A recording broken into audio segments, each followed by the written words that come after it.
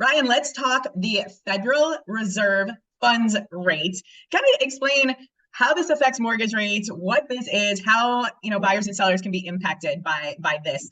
So I'll let you take it away, sir. Yeah, there's a lot of talk in the news right now about the Federal Reserve lowering the funds rate. So it's going to be a big event because, after being at 0% during the pandemic, in March of 2022, they really started to having to increase this rate. And we went all the way up to where we're at right now at a 5.33%. And we've been there for over a year. So I thought it would be good to kind of give an idea of what the federal funds rate is and how it does impact mortgage rates.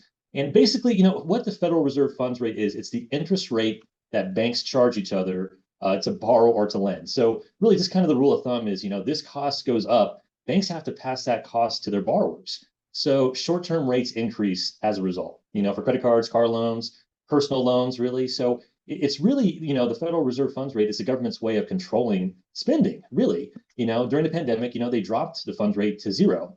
So borrowing money was a lot cheaper. They didn't want us to go through a recession during those uncertain times. That's why that happened. But in 2022, the Fed had to really increase this rate back up because, having that 0% funds rate worked.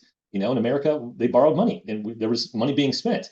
And so, as we all know, all that spending, the value of the dollar goes down, which leads to what we've all been hearing about for a while now is inflation. So prices of everything went up because of that. So the Fed really had to increase the funds rate really to slow the spending down and to bring inflation back down. So it's working because we're getting close to really where their target is. So now this means now that it's working and we're kind of getting everything back down, they're going to start dropping that rate back down after that inflated level that we've been at. So they do want to make it cheaper to borrow again. They want to keep spending up so we don't have to get into a recession. So they wanted to slow things down just enough, but not too much. So they're really going to be letting their foot off the brakes a little bit and getting things back down. So many experts are feeling, and this is why we're getting the question more often, and we're seeing a lot of it, is that they're going to reduce their funds rate starting in September. And that could continue all the way into 2025.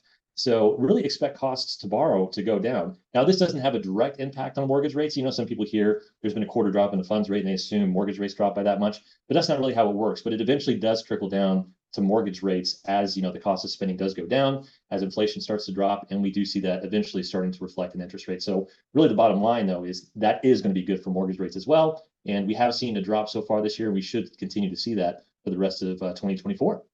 Awesome, Ryan. So September 2024 is what experts are predicting. Any kind of idea of how much or? Yeah, it could be 0.5% actually, and then they'll usually lay out a plan about how often they'll start dropping from there. They'll just do one drop. They'll kind of lay out a plan to maybe do a quarter after that, or maybe even a half.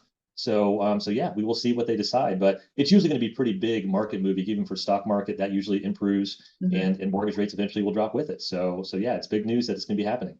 Oh my gosh, yeah, lots of big news on the horizon. So we'll talk more about this though as things start to go in either direction. So we'll let everybody know. So we appreciate it, Ryan. Thank you so much. Happy Tip Tuesday, you guys. We'll see you next week.